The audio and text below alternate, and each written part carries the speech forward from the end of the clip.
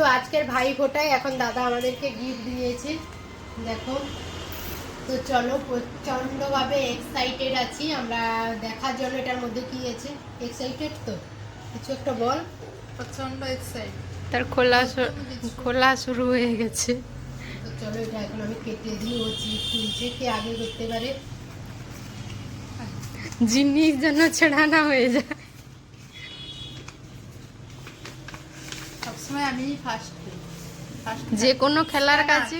Wow, এটা দাদা নিজের হাতে তৈরি করেছে। অ্যামাজন এই গিফট কার্ড। গিফটটা নিজেই তৈরি করেছে।